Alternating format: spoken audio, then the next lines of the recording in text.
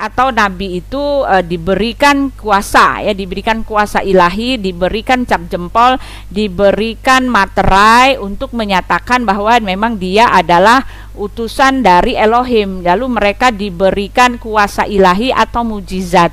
Nah, itu dia, itu yang disebut nabi. Lalu yang disebut rasul di tempat kami, saya mau tambahkan bahwa rasul di tempat kami itu adalah utusan dari Yesus Kristus.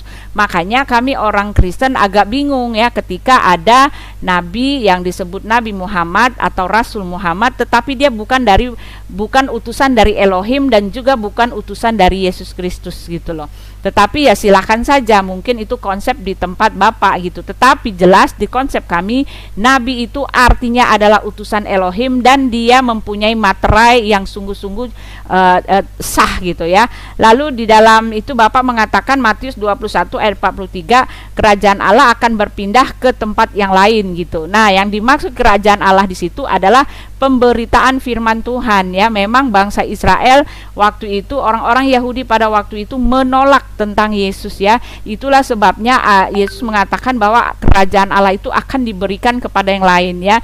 Keselamatan itu bukan hanya untuk bangsa Israel saja, tetapi keselamatan itu akhirnya diberikan untuk seluruh bangsa. Karena karena yang dimaksud kerajaan Allah itu di dalam Alkitab itu adalah pemberitaan kabar gembira, kabar sukacita, dan pemberitaan tentang Injil itu gitu. Jadi kabar keselamatan itu diberikan ke bangsa lain, itu artinya bahwa bukan cuma orang Israel yang menerima keselamatan dari Yesus, tetapi keselamatan itu diberikan untuk seluruh bangsa. Lalu pertanyaan saya tadi kepada Bapak Handi, jelas sekali Bapak Handi mengatakan bahwa tidak ada nubuat di dalam Al-Quran. Nah, itu dia, ya, tidak ada nubuat yang menubuatkan tentang Nabi Muhammad di dalam Al-Quran. Nah, itu merupakan standar buat kami, itu adalah merupakan standar. Karena apa? Karena ketika Tuhan kami mengutus ada yang akan datang yang lebih besar daripada itu, dia mempersiapkannya, dia mensosialisasikannya, dia memberitahu kepada khalayak ramai supaya ketika nabi yang ditunggu-tunggu itu atau oknum yang ditunggu-tunggu itu tidak mendadak sontak datang dan orang tidak tahu gitu loh. Karena Tuhan yang betul itu dia bekerja sangat-sangat profesional. Seorang presiden ketika dia mau datang ke negara lain, dia sudah mengirimkan WA dulu, ya, dia sudah memberikan surat pemberitahuan, dia sudah mengirimkan pengetahuan kepada orang-orang bahwa dia mau datang. Oleh sebab itu ketika dia datang, dia disambut. Ketika dia datang, orang-orang tahu bahwa yang datang itu betul-betul Bapak Presiden. Demikian jugalah dengan Tuhan kami. Yesus ketika dia mau datang dikasih tahu supaya orang mengerti bahwa memang ini berasal daripada Tuhan dan kedatangannya itu sah, tidak ada lagi keraguan bahwa dia bukan datang dari Tuhan, karena sudah dikasih tahu, sudah dikonfirmasikan. Selayaknya memang harus seperti itu. Itulah juga yang terjadi dengan Nabi Muhammad. Ketika ada nabi besar yang menjadi fenomenal seluruh alam jagat raya ini, seharusnya dia harus memang dinubuatkan di kitabnya sendiri, seharusnya seperti itu, ya. Tetapi saya nggak tahu bagaimana caranya, tetapi memang seharusnya di kitabnya sendiri, jangan di kitab orang lain, ya. Karena di dalam kitab kami pengajaran tentang kekristenan dan keislaman itu beda bagai bumi dengan langit gitu loh. Di kitab kami tidak ada satupun yang menulis tentang Nabi Muhammad, ya. Adapun yang kalian mengatakan di dalam Yohanes 14 ayat 6 itu hanya klaim, ya, karena sama sekali tidak berbicara tentang Nabi Muhammad. Tidak ada nubuat tentang Nabi Muhammad, ya. Karena di dalam Ulangan 34 ayat 10 dikatakan bahwa tidak ada nabi di luar bangsa Israel. Ya, terima kasih. Oke, terima kasih Bu Uti yang telah memberikan jawabannya. Jawaban pertama Bu Uti, ya, ini, ya. Atas pertanyaan dari Abagus Handi, dan itu dia jawaban dari Bu Uti mengenai nabi dan yang ditanyakan sama Abagus Handi dan telah dijawab sama Bu Uti. Dan kembali untuk Bu Uti untuk memberikan pertanyaannya yang kedua kepada Abagus Handi dengan waktu yang sama, maksimal 2 kali pertanyaan, dan waktu akan dimulai pada saat Ibu Uti mulai berbicara. 1 menit untuk penanya. Silakan timer. Oke, silakan Bu Uti. Ya, pertanyaan saya, apa kategori tentang nabi di kitab Pak Handi dan apa kategori tentang rasul di kitab Pak Handi gitu. Nah, apakah Nabi Muhammad setelah itu apakah ada pengutusan untuk Nabi Muhammad gitu. Ya, apakah ada pengutusan, maksud saya bagaimana pengutusan tentang Nabi Muhammad ya? Bagaimana cara pengutusannya? Ya. Ya, hanya itu saja, Bu? Ya, itu saja. Oke, baiklah. Oke, di pause. Terima kasih. Sebelumnya aku tanggapi dulu jawaban dari Bu Uci ya. Soal bahwa Al-Quran itu adalah wahyu yang dibawa oleh Nabi Muhammad. Tentu Al-Quran tidak akan menubuatkan tentang diri Nabi Muhammad secara langsung, maksudnya itu. Tetapi dalam ayat-ayat Al-Quran yang sudah aku sampaikan tadi, itu ada wahyu Allah yang kemudian direkam kembali di ayat-ayat Al-Quran yang ditujukan kepada nabi-nabi sebelum Nabi Muhammad itu mengenai akan datangnya Nabi akhir zaman, yaitu Rasulullah SAW. Jadi mohon dipahami secara komplit. Kemudian ketika Bu Uti tadi menjawab soal definisi Nabi, itu nanti akan menjadi bahan pertanyaanku yang selanjutnya.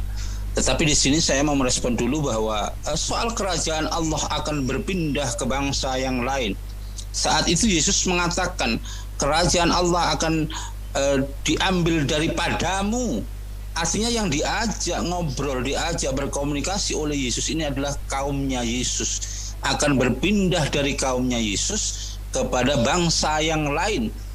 Jadi kerajaan Allah ini adalah bangunan-bangunan sendi-sendi agama, ajaran-ajaran Allah itu nanti kemuliaannya akan berpindah ke bangsa yang lain.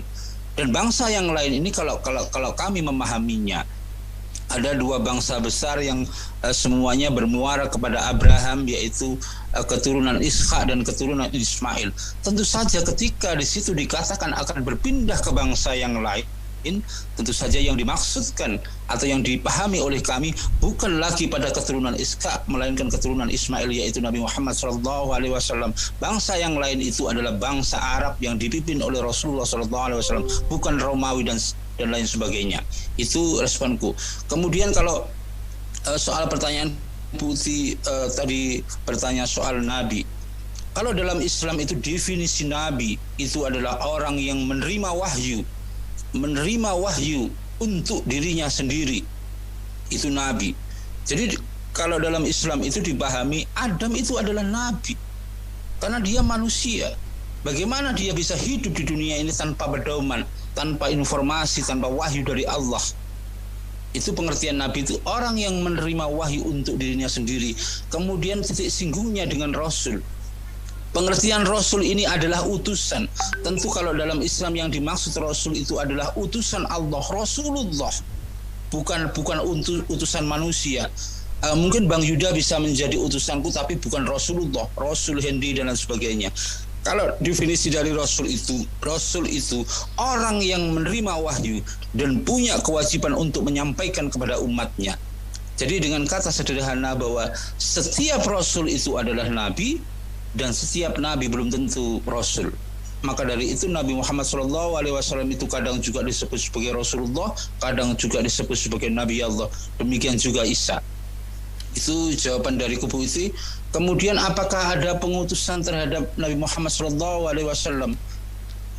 Umat Islam memahami bahwa Al-Quran ini adalah wahyu yang diberikan kepada Nabi Muhammad. Otomatis ketika Nabi Muhammad menerima wahyu, kemudian ada perintah untuk menyebarkan ke seluruh umat manusia. Salah satunya adalah wa ma arsalnaka illa rahmatan lil alamin. Aku tidak mengutus kamu Muhammad kecuali menjadi rahmat bagi semesta alam. Jadi dengan redaksi seperti itu, kemudian dengan fakta bahwa beliau menerima wahyu dari Allah, tentu saja Rasulullah SAW, Nabi Muhammad itu adalah utusan Allah. Demikian jawaban dariku. Terima kasih. Oke, terima kasih untuk Abagus Sandi yang telah memberikan jawabannya yang kedua atas pertanyaan Bu Uti dan juga merespon dari jawaban Bu Uti yang pertama tadi ya. Bagus sekali jawaban dari Abagus Sandi, dan kita kembali kepada Abagus Sandi, namun bukan untuk meminta Abagus Sandi menjawab, melainkan untuk bertanya. Seperti biasa, ini adalah Bagus Handi untuk bertanya kepada Bu Uti, namun kali kedua atau bagian kedua Bagus Handi untuk bertanya, dan waktu yang diberikan seperti biasa 1 menit, maksimal 2 kali pertanyaan. Dan dipersilakan untuk Bagus Handi berbicara dimulai dari sekarang. Terima kasih. Agar pertanyaanku punya dasar, tolong ditampilkan Yohanes 16 ayat 7. Jangan dihilangkan dulu ya. Ini nanti pertanyaan kedua. Pertanyaanku kepada Bu Uti yang pertama, ketika Bu Uti tadi mengatakan atau mendefinisi yang menjadi utusan Elohim, orang yang menjadi utusan Allah. Pertanyaanku kepada Bu Uti, ketika kaumnya kaumnya Yesus itu mengatakan Yesus itu adalah nabi dari Nazaret, kemudian banyak sekali dalam ayat-ayat Bible yang menegaskan bahwa Yesus itu utusan. Pertanyaanku kepada Bu Uti, Yesus ini sebenarnya nabi ataukah Elohim itu sendiri, nabi ataukah Allah itu sendiri, dengan pengertian bahwa nabi ini adalah utusan Allah? Yang pertama itu. Yang kedua, jika kita baca di Yohanes 16 ayat 7, namun benar yang kukatakan ini kepadamu adalah lebih berguna bagi kamu jika aku pergi, sebab jika aku tidak pergi, penghibur itu tidak akan datang kepadamu, tetapi jikalau aku pergi, aku akan mengutus dia kepadamu. Di ayat yang lain bisa kita temukan Yesus meminta kepada Bapaknya untuk memberikan penolong yang lain. Pertanyaanku kepada Bu Uti, sebenarnya figur siapa yang akan datang menjadi penghibur dengan syarat Yesus itu pergi? Itu aja pertanyaan dari kedua hal itu. Terima kasih. Oke, terima kasih untuk Bagus Handi. Sebentar Bu Uti. Ya, terima kasih ya. Tadi Pak Gus Handi sudah mengatakan nabi itu artinya utusan yang menerima wahyu gitu ya. Nabi adalah yang menerima wahyu untuk dirinya sendiri. Tetapi saya pernah membaca Al-Qur'an ya. Saya pernah membaca Al-Qur'an, lalu saya lihat di situ di dalam An-Nahl ya 68 ya. Dikatakan di situ bahwa wahyu itu juga diturunkan kepada lebah gitu loh. Binatang lebah itu. Apakah pertanyaan saya, apakah lebah itu juga adalah seorang nabi ya? Karena kata Pak Gus Handi, keturunan nabi itu adalah yang menerima wahyu. Jelas di dalam An-Nahl 68, dan Tuhanmu mewahyukan kepada lebah ya, kepada lebah, buatlah sarang-sarang di bukit-bukit, di pohon-pohon kayu, dan di tempat yang dibikin manusia. Pertanyaannya, apakah ya lebah itu juga adalah wahyu? Ketika Pak Agus Handi mengatakan bahwa nabi itu adalah sang penerima wahyu ya, karena saya mendapatkan ada juga di ayat di Al-Qur'an bahwa lebah juga menerima wahyu ya. Lalu dikatakan bahwa Pak Gus Handi tadi tidak bisa menjawab pertanyaan saya. Saya bertanya di mana cerita tentang pengutusan dari Nabi Muhammad ya. Apakah Nabi Muhammad itu diutus sama seperti Nabi Musa, Nabi Israel? Ketika Nabi Musa diutus, dia bertemu langsung dengan Tuhannya. Tuhannya menampakkan dirinya dalam nyala api, lalu Musa bertemu gitu loh. Lalu Musa diperlengkapi dengan yang saya bilang itu, dengan tanda-tanda mujizat ilahi. Musa mempunyai kuasa, mempunyai cap jempol. Musa diberikan kuasa mujizat ilahi untuk menyatakan bahwa dia sah adalah utusan dari Elohim ya. Saya mintanya yang seperti itu. Lalu ketika Bapak mengatakan bahwa di dalam Al-Qur'an tidak ada nubuat yang menubuatkan tentang Muhammad, karena Al-Qur'an itu jelas adalah, kata Pak Handi, adalah perkataan-perkataan Nabi Muhammad dalam rangka dia sudah menerima wahyu ya. Tetapi nubuat tentang bahwa Muhammad akan menerima wahyu, akan dijadikan sebagai alat Tuhannya, tidak ada ya. Jelas artinya boleh salah mengartikan bahwa memang tidak ada nubuat mengenai Nabi Muhammad yang akan menerima wahyu, yang akan menjadi nabi besar, dan yang akan menjadi penerus katanya untuk penyempurna ajaran-ajaran sebelumnya. Tidak ada nubuat untuk itu. Lalu saya juga minta supaya Pak Handi tunjukkan kepada saya bagaimana proses pengutusan Nabi Muhammad menerima wahyu, dan bagaimana proses dia menjadi utusan Tuhannya gitu, menjadi utusan Allah. Lalu pertanyaan dari Pak Pak Handi dikatakan Yesus sebetulnya adalah nabi atau utusan. Yesus adalah nabi, adalah utusan, adalah anak manusia, adalah anak Allah, dan sekaligus adalah Allah Bapa gitu kan. Karena Yesus mengatakan aku dan Bapa adalah satu. Yesus ketika dia menjadi manusia, dia disebut anak manusia, dia disebut utusan, dia disebut anak Allah, dan dia disebut juga nabi. Tetapi yang perlu diketahui adalah ketika Yesus itu dinubuatkan, Yesus mengkonfirmasikan dirinya dengan terang bahwa dia sudah ditulis oleh Musa. Musa telah menulis bahwa akan dibangkitkan seorang nabi bagimu, seorang nabi akan dibangkitkan bagimu, tepat seperti yang kamu minta dahulu. Dan Yesus sudah mengkonfirmasikan bahwa dialah yang dimaksudkan atau dialah yang dinubuatkan oleh Nabi Musa. Jadi tidak ada kesempatan atau tidak ada link di tempat lain yang mau mengklaim bahwa nubuat Nabi Musa bahwa akan ada nabi itu adalah untuk mereka, karena sudah dikonfirmasikan oleh Yesus. Dan ayat itu juga menubuatkan bahwa akan ada nabi itu sesuai dengan permintaan bangsa Israel ingin bertemu dengan Tuhan mereka dalam wujud seorang nabi, lalu Elohim menyanggupinya. Mereka mengatakan Elohim mengatakan bahwa akan ada nabi yang adalah konteksnya adalah Tuhan yang menampakkan diri tanpa membuat bangsa itu mati. Lalu pertanyaan tentang roh penghibur di dalam Yohanes 14 ayat 16 itu adalah Roh Kudus. Ya, karena itu diperuntukkan untuk murid-muridnya, dan Roh Kudus itu akan diam ke dalam diri murid-muridnya. Dan itu adalah konteksnya bahwa Yesus tidak mau meninggalkan murid-muridnya itu seorang diri, lalu dia akan mengirimkan penolong yang lain, yaitu Roh Kudus yang akan diberikan untuk murid-muridnya. Bahkan Yudas mengatakan, Tuhan, kenapa ini hanya untuk kami bukan untuk dunia? Lalu Yesus mengatakan memang untuk murid-muridnya, dan itu sudah turun roh itu di hari Pentakosta. Jadi nggak ada alasan untuk mengatakan bahwa itu menubuatkan tentang Nabi Muhammad. Ya, terima kasih. Oke, terima kasih Bu Uti yang telah memberikan jawabannya yang juga sangat bagus. Ini jawaban kedua Ibu Uti ya. Dan sekarang waktunya Bu Uti memberikan pertanyaan. Oh ya, itu tadi yang tentang itu Ulangan 18 sepertinya. Saya hafal itu ayatnya. Sekarang giliran Bu Uti untuk memberikan pertanyaannya yang terakhir, Bu. Pertanyaan ketiga pada Bu Uti. Ya, pertanyaan saya sama yang seperti tadi. Maaf, saya sudah bertanya tadi ya. Saya sudah bertanya ya. 1 menit seperti biasa, Bu. Silakan pertanyaan terakhirnya ini untuk diajukan kepada Abah Gus Handi. Karena saya menemukan ayat gitu. Ini jadi jelas menjadikan, lalu terlintas di kepala saya tadi Gus Handi mengatakan nabi itu adalah yang menerima wahyu.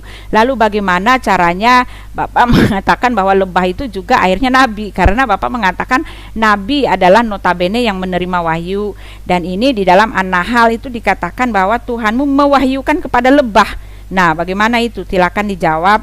Apakah Bapak bisa mengatakan bahwa lebah juga adalah nabi gitu? Lalu pertanyaan satu lagi masih sama ya. Bagaimana cara pengutusan Nabi Muhammad menjadi seorang nabi gitu? Ya, silakan. Oke, terima kasih Bu Uti yang telah memberikan 2 pertanyaannya. Yang pertama dari surat An-Nahl ayat berapa itu, Bu? Kalau boleh tahu. An-Nahl ayatnya 68. Oke. Dan coba dibuka. Pertanyaan kedua, bagaimana cara pengutusan Nabi Muhammad atau terjadinya pengutusan Nabi Muhammad?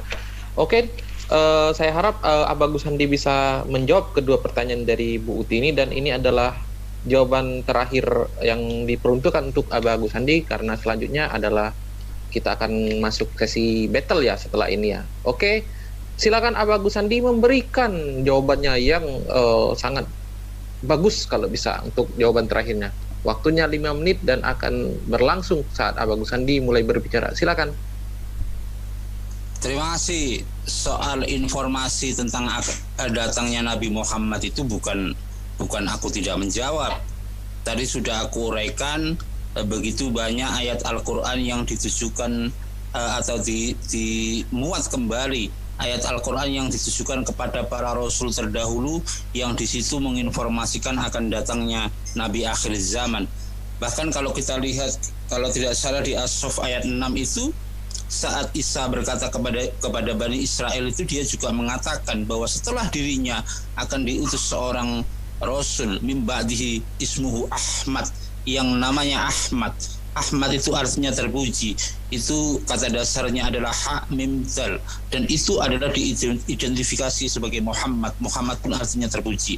Jadi ada banyak informasi dalam Al-Qur'an, wahyu yang diberikan kepada nabi-nabi sebelum Nabi Muhammad bahwa akan ada nabi akhir zaman yang namanya Ahmad. Itu tanggapan dariku. Kemudian soal apakah Yesus itu nabi atau rasul, Bu Uti Watimana kesulitan untuk menjelaskan. Karena kalau Bu Uti Watimana menjawab Yesus itu adalah nabi, itu akan bertentangan dengan keyakinan Bu Uti bahwa Yesus itu adalah Tuhan. Kalau Yesus itu adalah Tuhan, sementara nabi itu adalah yang diutus Tuhan, itu akan kontradiktif gitu loh. Dan faktanya kalau kita lihat di Bible itu begitu banyak ayat yang mengatakan Yesus itu hanya utusan. Jadi setiap yang diutus itu tentu bukan yang mengutus. Jadi ada yang berbeda. Yang diutus tentu bukan yang mengutus, yang dibangkitkan tentu bukan yang membangkitkan. Jadi ada yang kontradiktif begitu loh. Kalau nabi tentu bukan Tuhan, kalau Tuhan tentu bukan nabi. Kemudian soal penghibur atau penolong yang lain, Bu Uti mengatakan itu adalah Roh Kudus. Itu akan bertentangan juga dengan logik kita bahwa syarat datangnya penghibur itu, penolong lain itu jikalau Yesus itu pergi. Jadi penolong lain atau penghibur itu tentu bukan Yesus. Kalau Bu Uti mengatakan itu Roh Kudus, sementara Bu Uti punya keyakinan Bapa, Anak, dan Roh Kudus itu adalah satu kesatuan, ini lalu bagaimana begitu? Ada yang pergi, ada yang datang, tapi dikatakan satu. Itu satu jawaban-jawaban yang kontradiktif. Kemudian kalau pertanyaan soal An-Nahl, bahwa lebah itu menerima wahyu, artinya lebah itu menerima perintah, menerima ilmu, menerima informasi dari Allah. Dan kalau kita membahas soal nabi itu, tentu yang ada di benak kita adalah sesosok manusia. Sesosok manusia yang diberikan wahyu sebagai pedoman hidup. Kalau Rasul, sesosok manusia yang diberikan wahyu untuk pedoman hidup dan disampaikan kepada umatnya.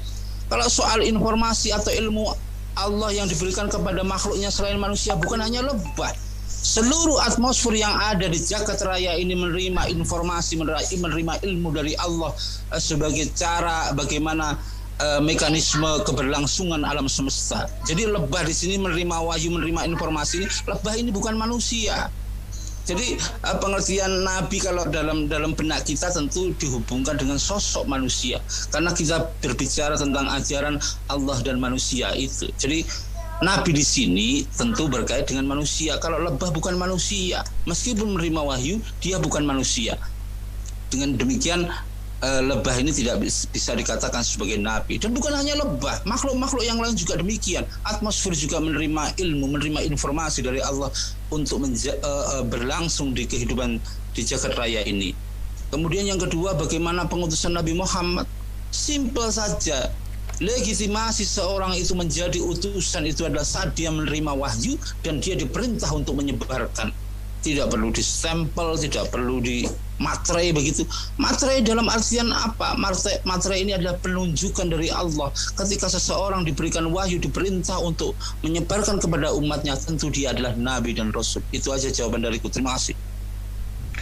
Oke, itu dia jawaban terakhir dari Abagus Handi yang sangat bagus, yang telah yang telah dijawab dengan sangat bagus ya pada malam hari ini. Dan jawaban terakhir itu saya harap untuk Bu Uti bisa menerima. Kemudian selanjutnya ini juga adalah untuk Abagus Handi memberikan pertanyaan terakhirnya kepada Bu Uti. Dipersilakan untuk Abagus Handi bertanya kepada Bu Uti yang terakhir kalinya dengan waktu 1 menit, maksimal 2 kali bertanya, dan waktu akan dimulai pada saat Abagus Handi mulai berbicara. Silakan.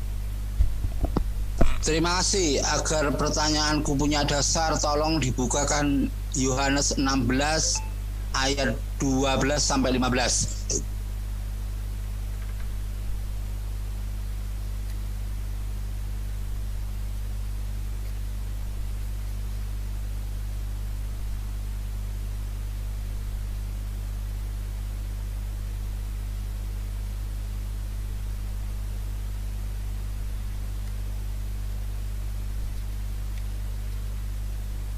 Silakan Abagus Andi.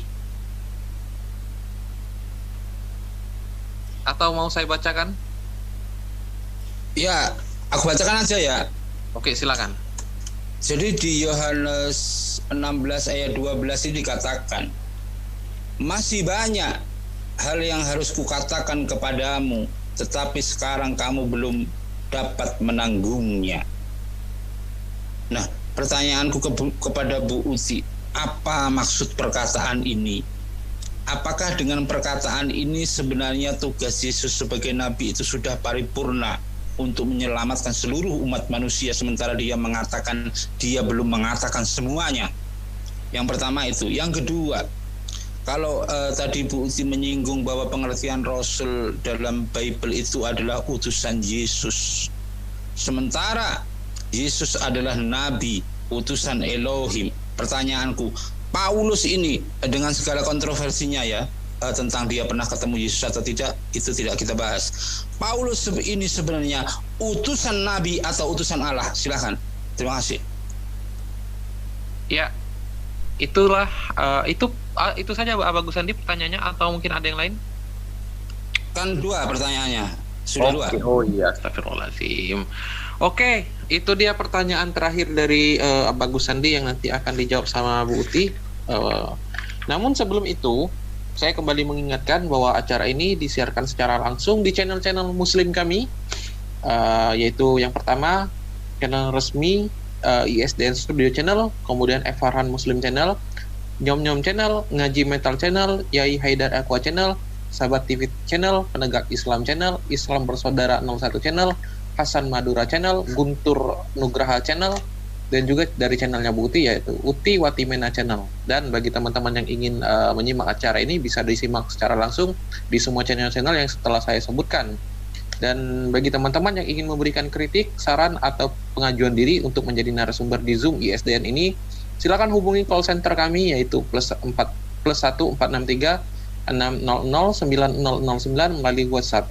Dan bagi yang ingin masuk atau bergabung menjadi partisipan, link Zoom kami tidak pernah berubah, tetap sama seperti yang dicantumkan dalam tiap undangan acara ini. Dan juga sedikit informasi kembali bagi teman-teman yang berada di live chat maupun yang berada di Zoom, khusus langsung masuk ke acara di mana ini adalah jawaban terakhir dari Bu Uti, karena sebentar lagi kita akan masuki sesi ketiga. Baik, silakan untuk Bu Uti memberikan jawabannya yang terakhir ini 5 menit seperti biasa, dan waktu akan berjalan pada saat Ibu Uti mulai berbicara. Silakan Bu Uti. Ya, terima kasih. Pak Hadi tadi bertanya ya tentang Yohanes. Saya udah bilang nggak ada hubungannya dengan Nabi Muhammad ya, karena di dalam Yohanes 14 itu ya, Yohanes 16 lah ya, dikatakan di situ ya. Dikatakan di dalam Yohanes 16 ayat 13, tetapi apabila ia datang yaitu roh kebenaran, ia akan memimpin kamu ke dalam seluruh kebenaran, sebab ia tidak akan berkata-kata dari dirinya sendiri, tetapi segala sesuatu yang didengarnya itulah yang akan dikatakannya, dan ia akan memberitahukan kepadamu hal-hal ya, jadi roh kebenaran ya. Tetapi di dalam Yohanes 14 kita lihat di situ ya, Yesus menjadikan menjanjikan penghibur, Yohanes 14 ayat 17, yaitu roh kebenaran ya. Dunia tidak dapat menerima dia sebab dunia tidak melihat dia dan tidak mengenal dia ya. Tetapi kamu mengenal dia sebab ia menyertai kamu dan akan diam di dalam kamu. Nah, ini ya, Muhammad adalah seorang manusia fisik jasmani, tidak mungkin dia bisa masuk ke dalam diri murid-muridnya ya. Lalu dikatakan di situ katanya Yudas yang bukan Iskariot berkata kepadanya, Tuhan ya, apakah sebabnya maka engkau hendak menyatakan dirimu kepada kami dan bukan kepada dunia? Nah, itu dia ya, roh kebenaran yaitu Roh Kudus itu akan diberikan untuk murid-murid Yesus, eksklusif sekali untuk murid-murid Yesus, karena Yesus menyatakan bahwa dia akan naik ke sorga dan dia tidak akan meninggalkan murid-muridnya itu sendiri, dan dia akan mengirimkan penolong yang lain yaitu Roh Kudus yang akan diutus oleh Bapa di dalam nama Yesus ya. Kami mengenal Allah pribadi, Allah yang Tritunggal gitu ya. Bapa dia yang akan dikirim oleh Bapa, diutus oleh Yesus dalam nama Yesus ya. Itu dia. Ya di sini dikatakan ya, Yudas yang bukan Iskariot berkata kepadanya, Tuhan, mengapakah sebabnya maka engkau hendak menyatakan dirimu kepada kami dan bukan bagi dunia ya. Itu untuk murid-murid Yesus, nggak ada hubungannya untuk yang lain. Lalu di dalam ayat 26, tetapi penghibur yaitu Roh Kudus ya. Muhammad bukan Roh Kudus, dia adalah manusia dan dia bukan roh, yang akan diutus oleh Bapa dalam namaku. Nah itu kan, Roh Kudus diutus oleh Bapa di dalam nama Yesus. Tiga pribadi Allah Tritunggal itu. Dialah yang akan mengajarkan segala sesuatu kepadamu dan akan mengingatkan kamu akan semua yang telah dikatakan kepadamu. Nah itu dia ya, roh kebenaran itu jelas tidak bicara tentang yang lain, dan kerajaan ini akan diberikan kepada yang lain. Itu maksudnya adalah keselamatan untuk seluruh bumi ya, tidak hanya untuk berlaku bagi bangsa Israel. Lalu Bapak di situ saya mau menanyakan ya, Bapak mengatakan bahwa wahyu kepada lebah itu ya, wahyu kepada lebah itu adalah wahyu seperti biasa. Tetapi saya mau tanya, bagaimana pewahyuan kepada lebah itu? Kalau Bapak mengatakan ada perbedaan, bahwa Muhammad mendapat wahyu, lalu lebah juga mendapat wahyu, bagaimana ada perbedaannya gitu loh. Nah sekarang saya juga mau mengatakan ya, Bapak mengatakan apakah akan ada nabi ya, apakah Yesus itu dia nabi atau rasul? Yesus itu adalah nabi yang notabene adalah Tuhan sendiri yang datang ke dunia menjadi nabi, menjadi utusan, menjadi anak manusia dan menjadi anak Allah. Itu dia. Ya, Yesus itu disebut nabi, disebut utusan, disebut anak manusia, disebut Allah secara kemanusiaannya ketika Tuhan itu sudah datang menjadi daging. Tetapi karena dia datang dan berasal daripada Allah, hakikatnya adalah Allah itu sendiri.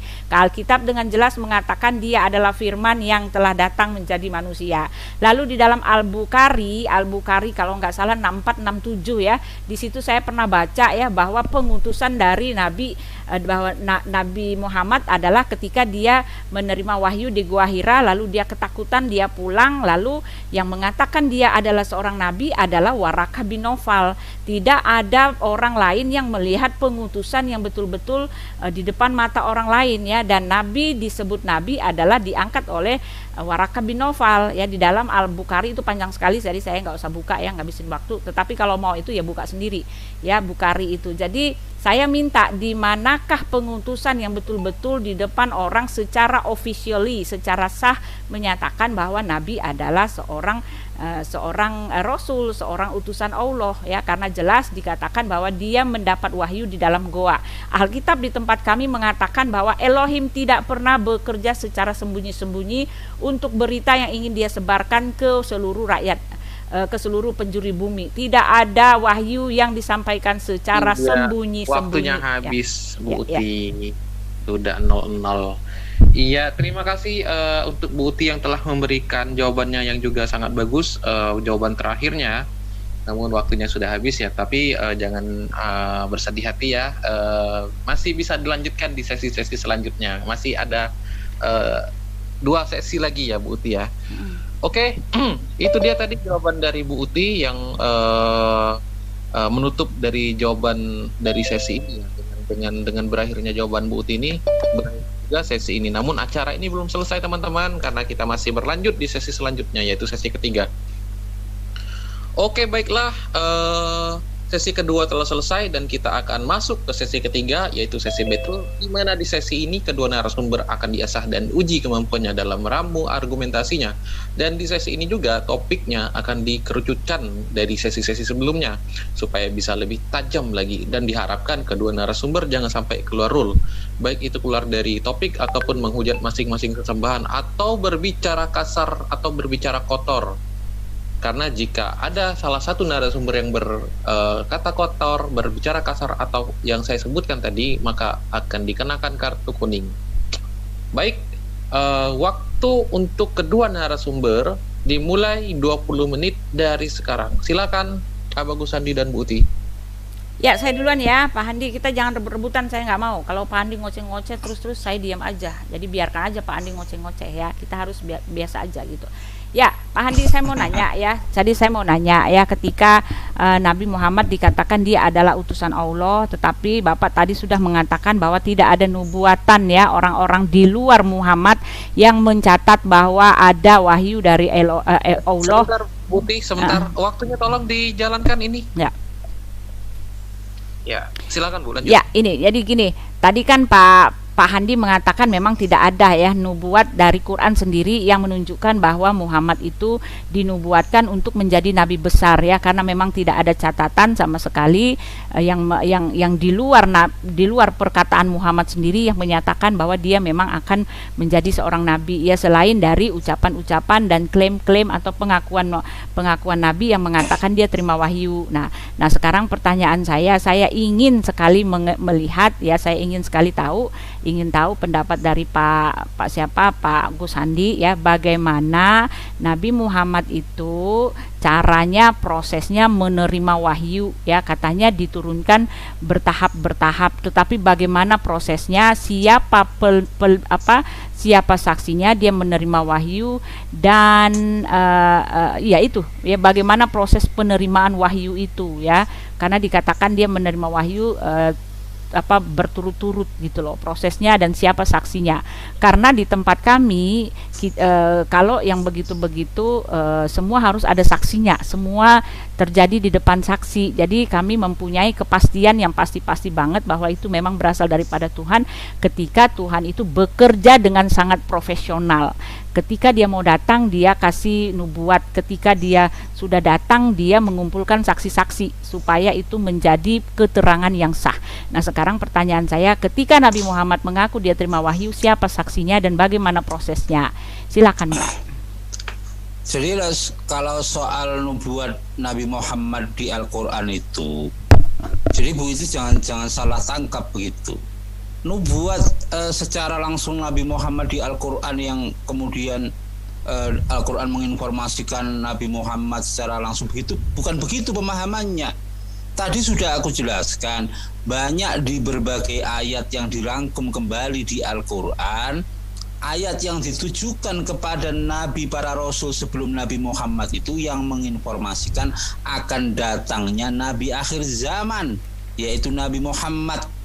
Kalau yang pernah disampaikan kepada Isa itu adalah namanya nanti yang akan datang adalah Ahmad. Jadi jangan dibelintir-belintir lagi begitu. Itu aku sudah jawab berkali-kali begitu. Kemudian kalau Bu Uti menanyakan siapa saksi yang melihat Nabi Muhammad menerima wahyu dari Allah, ini satu logika yang yang gagal begitu loh. Ini sesuatu yang gaib. Sesuatu yang gaib dalam hukum pembuktian itu kita tidak bisa membuktikan sesuatu yang gaib itu dengan saksi. Tidak akan pernah bisa. Karena Allah ini tidak bisa dilihat dan tidak bisa didengar. Kalau Bu Uti menanyakan siapa saksinya, memang aku ganti bertanya sama Bu Uti, siapa saksinya Yesus menerima wahyu dari Bapaknya? Siapa saksinya? Bagaimana prosesnya? Jadi kalau Bu Uti belajar dalam ilmu hukum begitu ya Bu ya, saksi untuk hal-hal yang gaib itu tidak relevan. Karena saksi dalam dunia hukum itu testimoni di audit itu apa yang dia lihat dan apa yang dia dengar. Sementara Allah, sementara Tuhan itu sesuatu yang tidak bisa dilihat dan tidak bisa didengar. Jadi kalau Bu Uti mengharuskan adanya saksi tentang seseorang yang menerima wahyu, ini tidak relevan, tidak masuk akal begitu. Itu jawaban dariku. Sekarang aku ganti tanya sama Bu Uti. Sebenarnya yang tegas saja, Yesus ini nabi atau Allah begitu loh. Karena pengertian dari nabi, kalau Bu Uti silakan buka lah pengertian dari nabi, dari manapun silakan buka. Yang namanya nabi itu orang yang menerima wahyu. Konteksnya orang loh, orang yang menerima wahyu.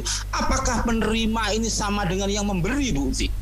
Jadi tegas saja, Yesus ini sebenarnya menerima wahyu atau pemberi wahyu.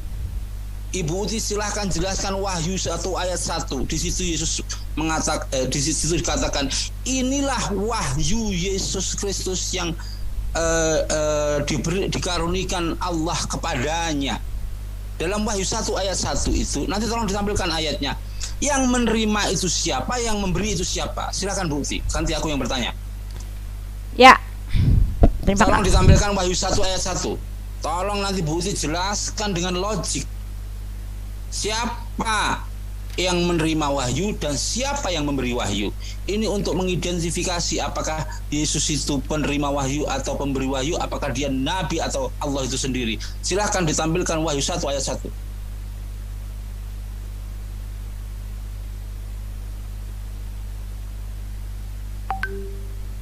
Nah, ini pertanyaanku Bu Uti. Di sini, inilah wahyu Yesus Kristus yang dikaruniakan Allah kepadanya. Allah mengaruniakan apa dan dikaruniakan kepada siapa? Tolong dijelaskan. Bu Uti, silakan.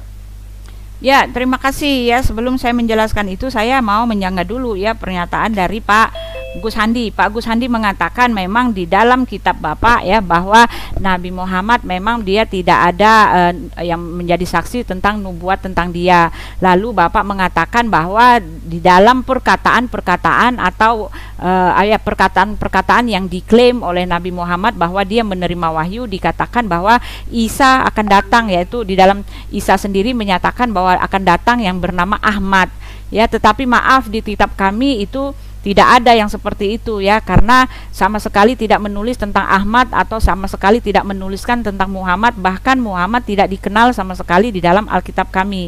Adapun yang Bapak mengatakan di dalam Yohanes 14 itu ternyata salah ya, tidak sama sekali mereferensi dan merujuk kepada Muhammad, karena Yesus sendiri sudah mengatakan bahwa apa yang ditulis oleh Nabi itu, apa yang ditulis atau dinubuatkan di situ adalah untuk murid-muridnya, dan Yesus sendirilah yang akan mengirim roh kebenaran itu, dan roh kebenaran itu sudah datang, Roh Kudus itu sudah datang dan sudah turun di hari Pentakosta, sudah digenapi, sudah di close case-nya gitu, kasusnya sudah ditutup ya, karena itu berhubungan dengan penurunan Roh Kudus untuk murid-murid Yesus gitu loh. Lalu saya juga mau mengatakan Bapak mengatakan wahyu itu adalah yang goib-goib, tidak ada saksi. Tetapi maaf, di tempat kami ketika Musa menerima wahyu atau menerima perintah, menerima firman, banyak bahkan dipersiapkan, dikumpulkan orang begitu banyak untuk menjadi saksi.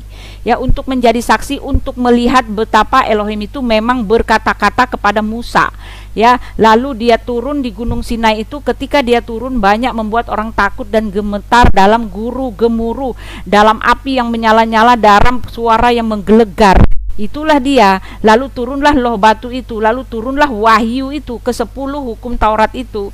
Nah, kalau di kami itu wahyu itu adalah perkataan ilahi yang maha kudus, maha suci, maha luar biasa gitu. Jadi ketika diturunkan itu tidak bisa hanya sekedar nurun saja lalu sang nabi hanya mengaku doang gitu. Karena di tempat kami tidak seperti itu. Karena ketika wahyu itu diturunkan dalam keadaan perwujudan ya, dalam keadaan perwujudan yang nyata-nyata bahwa pemberi wahyu itu ada ya. Lalu Bapak mengatakan bahwa tidak relevan sekali, bahwa tidak relevan sekali, maaf, tetapi yang benarnya adalah di tempat kami bahwa orang yang mengaku menerima wahyu dia relevan. Lagi pula di tempat kami tidak ada yang namanya wahyu itu diwakilkan atau mempunyai perantara ya, karena kami tidak mengenal perantara itu, karena semua nabi-nabi di tempat kami mereka berkata-kata, bercakap-cakap langsung dengan umatnya, dengan nabinya ya, dan Tuhan tidak pernah mengirim perantara untuk mengirimkan wahyunya, sama seperti dia mengutus Musa.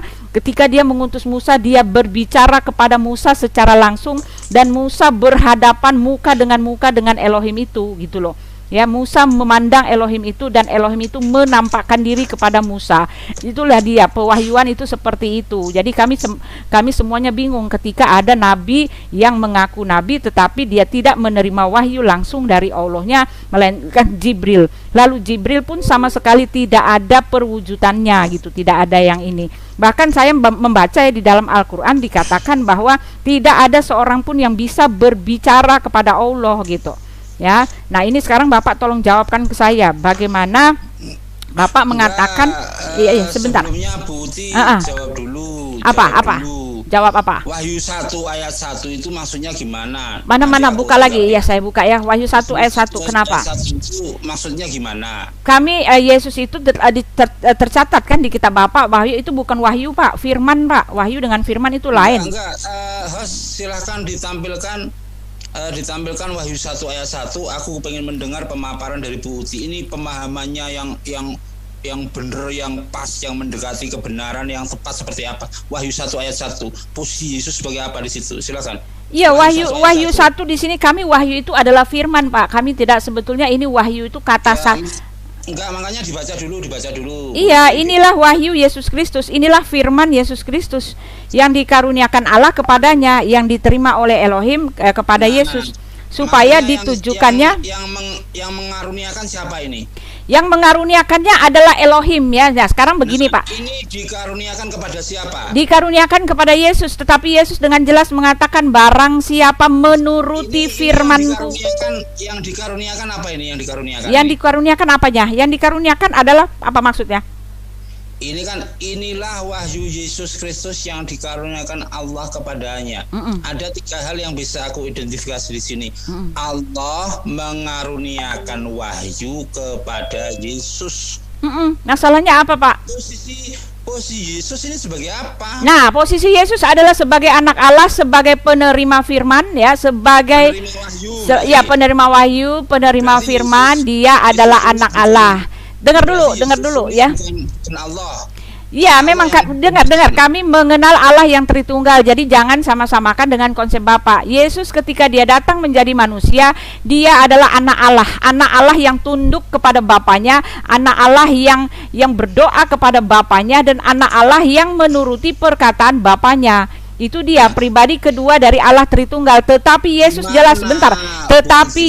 jelas menyatakan bahwa dia itu datang dan keluar dari Bapa. Dia adalah firman-Nya Bapa. Ketika dia firman itu menjadi manusia, dia disebut utusan. Ya, utusan itu adalah firman yang telah menjadi manusia. Dan ketika dia menjadi manusia, dia mengatakan dia menerima firman. Tetapi sekali lagi dia mengatakan yang menerima firman itu, sebentar. Firman itu adalah apa? Ya, ketika dia mengatakan dia menerima firman itu diam di dalam dirinya sendiri. Apa yang kukatakan kepadamu tidak kukatakan dari diriku sendiri, melainkan Bapa yang diam di dalam aku, dialah yang melakukan pekerjaannya, ya. Itu memang itu memang 2 pribadi tetapi tidak terpisah, Pak. Satu oknum, Allah Tritunggal. Itu dia loh. Jadi Bu, kalau kita jujur pada bahasa dan logika, kalau kita kami nggak kenal logika, Pak. Jangan rocos. Tadi Buti saya nggak mau percaya dengan Tuhan yang main logika, karena disebut Tuhan saja itu sudah diambang atau sudah di luar logika manusia. Itulah namanya Tuhan. Kalau ada nama Tuhan yang masuk logika, itu bukan Tuhan, Pak. Kita berdiskusi itu tentu membawa sebuah dalil, dan dalil itu kita pahami, kita tafsiri dengan logik kita, begitu loh. Nggak bisa, Pak. Nggak boleh, Pak. Terus diskusi ini nggak bawa logik begitu? Ya enggak, Pak. Masalahnya begini, kita bicara tentang ketuhanan, kita bicara tentang hal-hal yang di luar nalar pikir manusia. Ya, ketika Tuhan menjadi manusia itu memang tidak logik. Tetapi kalau kita lihat dari mengatakan Yesus adalah Bapa itu sendiri, itu kalau kira-kira ayat 1 Wahyu 1 ayat 1 itu dibalik itu boleh. Maksudnya? Inilah wahyu Bapa yang dikaruniakan Yesus kepadanya, gitu boleh? Enggak, Pak. Ya, itulah itu kami mengenal. Ya, karena pribadi Yesus itu dia adalah anak Allah. Memang dari awal sudah anak Allah, bukan Allah Bapa, tetapi dia sehakikat dengan Bapa. Di mana indikasi di Bible bahwa anak Allah itu adalah Allah sendiri di mana? Di dalam Yohanes 8 ayat 24. Yang namanya anak Allah itu tentu bukan Allah, Uci. Suka-suka kami. Alkitab kami mengatakan, Yesus mengatakan, aku datang dan keluar dari Bapa. Diskusi jangan bawa logik, ya selesai diskusinya. Ya iya, karena bukan logika kita itu kita mainkan, kita maksimalkan untuk menafsirkan, untuk memahami ayat-ayat yang ada di kitab suci. Tanpa membawa akal tidak ada perdiskusian. Kemudian kalau bukti mengatakan bahwa seorang nabi itu kalau menerima wahyu dari Tuhan harus ada saksinya. Iya dong. Bagaimana dengan perkataan Yesus bahwa suara bapaknya tidak bisa didengar, bapaknya tidak bisa dilihat, itu bagaimana? Kalau bukti mengatakan Nabi Musa saat menerima wahyu banyak orang yang mendengarnya, iya, Allah berbicara kepadanya, itu lalu bagaimana dengan perkataan Yesus bahwa bapaknya tidak bisa didengar? Salah perkataan Weh, itu Yesus. kan konteksnya di mana tuh? Di Yohanes 5 kan, kamu tidak pernah mendengar suaranya. Itu kan Itu maksudnya konteksnya itu gimana untuk itu? orang, itu kan untuk orang Farisi itu. Yesus bicara kepada orang Farisi itu, kamu nggak pernah dengar suaranya karena kamu itu bukan, kamu nggak bertuhan, kamu nggak pernah sensitif dengan firman Tuhan, kamu tidak pernah mengenal Tuhan. Itu maksudnya Pak, bukan Siapa karena Tuhan nggak boleh saksinya? didengar, nggak boleh dilihat. Siapa saksinya Nabi Musa menerima wahyu dari Allah itu siapa Nabi? Lah itu yang di dalam Keluaran Pak, yang di dalam Keluaran jelas dibaca di situ kan. Saksinya siapa yang di situ tegas mengatakan Saksinya itu? Saksinya adalah orang-orang justru sebelum dia bertemu dengan Elohim itu, kamu baca dulu Pak di dalam Keluaran itu, Keluaran 19, mereka sudah dikumpulin, mereka berdiri jauh-jauh di bawah, mereka melihat itu guru gemuntur, bahkan banyak mati dari mereka Pak. Sudah Jadi dikumpulin, begini, sudah dipersiapkan. 3 hari sebelumnya sudah dipersiapkan. Jadi Itu begini, ada saksi Siti, Pak, kami punya saksi. Kalau kami itu lebih mempercayai apa yang diomongkan oleh Yesus, bahwa Bapaknya tidak bisa dilihat dan tidak bisa didengar. Bahkan Musa ketika mencoba dalam tanda kutip sombong untuk melihat zat Allah, tersungkur dia, pingsan dia. Jadi Iya. kami percaya dengan omongan Yesus. Ya kalau percaya omongan Yesus Pak, nih tak kasih tahu ya, Yesus mengatakan Bapa itu diam di dalam aku dan Bapa adalah satu. Apa yang Kalau kukatakan itu kepadamu Allah tidak itu, kukatakan dari diriku kalau- sendiri. kalau- Kalau kalau- percaya Yesus, terima Yesus Pak, dibaptis Pak. Kalau ibu memaknai itu sebagai sesuatu yang beneran, lalu bagaimana dengan perkataan Paulus bahwa dia berada pada diri Yesus, Bapaknya berada di dalam diri dia? Apakah Paulus juga bagian dari ketuhanan? Apa sih perkataan Paulus Bapak berada dalam dirinya? Pak, nih tak kasih tahu Pak ya. Yesus mengatakan kamu tidak pernah mendengar suaranya, rupanya pun Nah, tidak itu pernah. maksudnya gimana? Saya lihat, Gimana? saya kasih tahu Bapak salah konsep, salah mengerti, salah makna di Jadi situ. menurut- Dengarkan saya, karena itu Yesus berbicara kepada orang Farisi yang mengatakan kepada mereka bahwa mereka tidak kenal Tuhan, tidak pernah mendengar suara Tuhan, tidak pernah melihat wajahnya. Itu artinya orang-orang yang mati rohaninya, nggak pernah tahu apa-apa Saya tentang tanya Tuhan. sama Bu Itu Uci. untuk orang Farisi ya. Kalau Yesus sendiri, Elohim itu sendiri, dari awal dia menampakkan diri ya. Ingat, Tuhan kami menampakkan diri justru di awal-awal itu. Dialah yang memimpin bangsa Israel itu keluar dari tanah Mesir. Dia menampakkan diri dalam tiang api, tiang awan. Dia menampakkan diri dalam berbagai manifestasi. Kami mengenal Allah yang penampakan, Allah yang berwujud, Allah yang terbukti, Allah yang nyata, Allah yang pasti-pasti, bukan yang mengaku-mengaku doang Pak. Jadi nggak ada ayatnya di tempat kami yang menunjukkan bahwa Tuhan itu nggak bisa dilihat, nggak ada aturannya. Tuhan kami memang tidak bisa dilihat, tetapi maunya bisa dilihat, gitu loh. Aku ganti nanya sama Uci. Aku ganti nanya sama Uci. Kapan Yesus berkomunikasi, Yesus berbicara dengan Bapak itu kapan? Sebutkan ayatnya Yesus berbicara sama Bapak. Loh, dia kan sering berdoa Mana, Pak. kalau ada? Dia kan sering berdoa. Ya Bapak kiranya. Iya, dia kan sering berdoa. Bahkan ketika waktu dia dibaptis itu, waktu dia dibaptis. Pak, saya mau tanya Pak, sekarang bagaimana? Bapak maksa-maksa ya? Maksa-maksa nih. Apa? Jadi kalau kami lebih percaya omongan Yesus bahwa karena Allah itu zat yang maha adikodrati, sementara manusia punya keterbatasan dengan indera, dengan telinga kita, dengan mata kita. Mata kita ini tidak bisa melihat seluruh fenomena yang ada di depan kita. Gelombang elektromagnet, sinyal HP pun mata kita tidak mampu, telinga kita pun. Nah makanya kalau begitu Pak kalau begitu jangan bilang Tuhan harus masuk logika. Dengan ngomong begini Bapak nabrakin kepala Bapak sendiri, jedotin di tembok.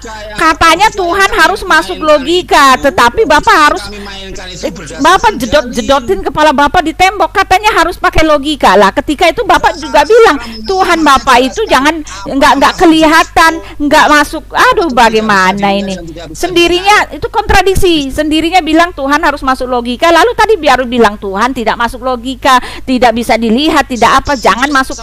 Aduh terbalik nih kontradiksi. Nah sekarang Tuhannya Bapak bagaimana dengan Tuhannya Bapak ya? Bagaimana dengan Tuhan Bapak? Tuhan kami jelas, Alkitab kami menyatakan Dia itu Allah yang maunya dilihat, Allah yang hadir, Allah yang omnipresent. Tuhan kami itu Allah omnipresent, ada di mana-mana dan dia hadir. Oleh sebab itu dia dikatakan Immanuel karena dia menyertai kami. Nah, sekarang Tuhannya Bapa kasih tahu ke saya seperti apa Tuhannya Bapa itu, ya. Seperti apa penyertaan Tuhan Bapa itu. Tuhan ini ngobrol sama Bapak, melihat Bapak Yesus itu kapan melihatnya? Yesus saja lah tokoh yang paling agung yang Uti anggap sebagai tokoh yang paling agung. Kapan Yesus berkata-kata sama Bapak? Kapan Yesus berkata-kata kepada Bapa ketika Yesus dibaptis Elohim dari atas langit? Inilah dia memperkenalkan kepada Yohanes, ya, itu ngobrol itu. Inilah anakku yang kukasihi, kepadanya lah aku berkenan. Mengenalkan kepada Yohanes siapa dia. Nah, sekarang pertanyaan saya, bagaimana Allah berkata-kata kepada Muhammad? Ya, pernahkah Allah ada bukti ngomong-ngomong dengan Muhammad? Bukti, oh, udah mati ya? Ya. Ya, waktunya habis Bukti. Kalau di HP saya itu berbunyi kalau timer Oh iya, silakan. Iya, waktunya habis. Iya. Semangat sekali ini Bukti sama Gus Handi ini di sesi battle ini. Oke, itu dia tadi kata-kata yang selalu mungkin kita itu selalu ingat ya kalau di grup. Omnipresent, Tuhan itu omnipresent. Iya dong, emang omnipresent. Tuhan kami omnipresent. Iya, sebentar Bukti. Ya, itu dia tadi sesi ketiga kita, sesi battle yang sudah telah selesai. Disilakan untuk bagi kedua narasumber Bagus Handi dan Bukti untuk untuk istirahat sejenak selama 1 menit. Closing statement dari kedua narasumber, karena tadi yang di opening statement juga adalah dari Bagus Handi, maka untuk yang pertama ini adalah dipersilakan untuk dari Bu Uti closing statement dengan waktu yang diberikan 7 menit seperti biasa Bu Uti, dan waktunya akan berjalan saat Ibu Uti mulai berbicara. Silakan Bu Uti. Ya, terima kasih ya closing statement silakan, ini. Ya. Halo Bu ya. Uti. Closing statement ini saya akan gunakan ya 7 menit ya. Ya, kalau gitu karena panjang ya saya ambil kesimpulan aja ya dari perdebatan kita ya, dari dialog inilah, bukan debat ya, dialog. Ya, dari pertama sudah dikatakan ya, Pak Handi sudah mengatakan bahwa memang ya, satu poin yang saya ambil bahwa memang tidak ada nubuat yang menceritakan dari orang lain yang mempersiapkan jalan untuk Nabi menjadi Rasul ya. Tidak sama seperti kedatangan Yesus, karena kedatangannya itu sudah dipersiapkan jauh-jauh hari sebelumnya, bahkan ribuan tahun sudah mengkonfirmasikan bahwa akan ada penebus, akan ada juru selamat ya, juru selamat manusia, dialah yang akan menghapus dosa dunia ya, sudah dipersiapkan oleh orang lain, oleh nabi-nabi yang lain. Tidak ada kejadian yang seperti itu di dalam Al-Quran ya. Nabi Muhammad, kata Handi memang tidak ada yang menubuatkan dalam kitab Quran sendiri, karena Al-Quran itu adalah perkataan-perkataan Nabi Muhammad ketika dia menerima wahyu. Lalu yang saya mau bilang lagi, ketika Nabi Muhammad menerima wahyu, tidak ada bukti apa-apa juga ya, tidak ada pengaruh apa-apa atau tidak ada kejadian peristiwa besar yang terjadi pada saat wahyu itu diturunkan. Lagi-lagi tidak sama dengan kami punya. Ketika wahyu itu diturunkan kepada Musa diberikan atau Musa menyuruh umatnya untuk berkumpul di bawah Gunung Sinai itu, mereka berkeliling untuk menyaksikan secara kasat mata, menyaksikan dengan sebagai saksi mata betapa Elohim itu ada mewahyukan kepada Musa. Ketika diturunkan 10 perintah Allah itu di Gunung Horeb itu lengkap dengan perwujudannya, dengan guru api yang menyala-nyala, dengan suara yang menggergar, bahkan banyak yang mati di antara mereka gitu loh. Itulah sebabnya mereka minta kepada Musa supaya kalau Elohim itu datang lagi tanpa membuat mereka mati, minta dalam wujud seorang nabi saja. Dialah nabi yang sudah dinubuatkan oleh Musa, bahwa seorang nabi akan datang, nabi yang notabene adalah Elohim yang menampakkan diri tanpa membuat mereka mati. Mereka meminta dalam wujud seorang nabi. Elohim datang dalam wujud seorang nabi dan dinubuatkan di dalam Ulangan 18 itu. Ya, lalu ketika Pak Handi mengatakan bahwa yang namanya nabi itu adalah penerima wahyu. ya, tetapi saya pernah membaca di dalam Quran bahwa binatang lebah pun mendapat wahyu. Jadi apakah ini sama standarnya atau kadarnya dengan Nabi Muhammad yang menerima wahyu? Apakah bisa juga lebah dibilang nabi karena nabi menerima wahyu gitu? Ini pun tidak mendapat jawaban yang memuaskan dari Handi. Lalu Handi kembali mengatakan bahwa di dalam Yohanes 14 itu mengatakan bahwa itu adalah nubuat tentang Nabi Muhammad. Tetapi maaf sekali lagi sudah saya kasih tahu bahwa itu adalah nubuat tentang Roh Kudus yang akan diberikan kepada murid-muridnya di hari Pentakosta karena Yesus sudah akan naik ke sorga, dan itu sangat-sangat eksklusif khususnya hanya untuk murid-murid Yesus, dan itu sudah terjadi di hari Pentakosta. Kasusnya sudah tertutup dan tidak ada celah bagi siapapun untuk mengklaim bahwa nubuatan itu untuk dirinya gitu kan.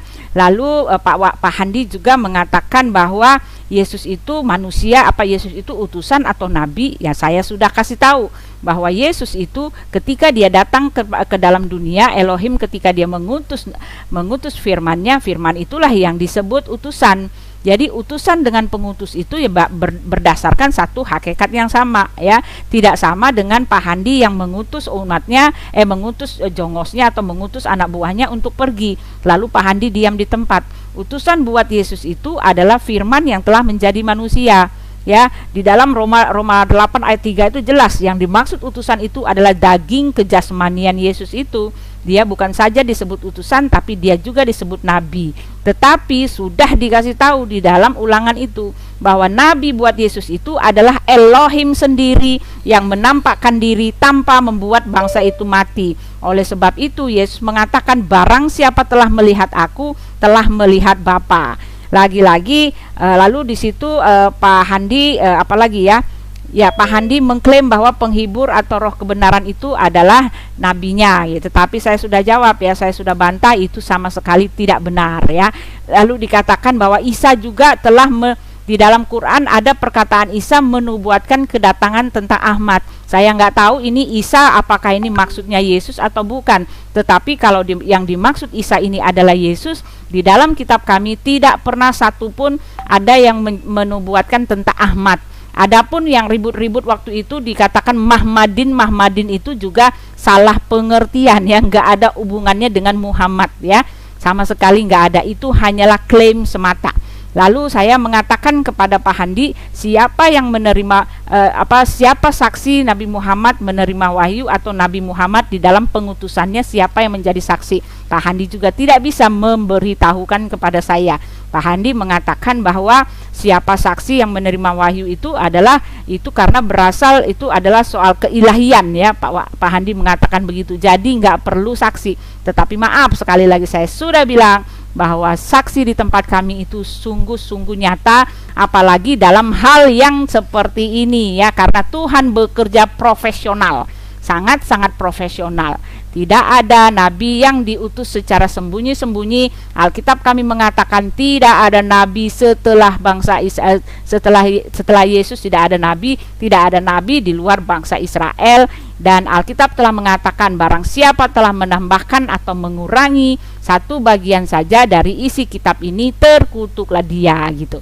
Itulah kesimpulan dari apa yang telah kami bicarakan. Silahkan Pak Handi menyanggahnya atau apapun juga, tetapi saya sudah memberi konfirmasi inilah dia yang sebenarnya.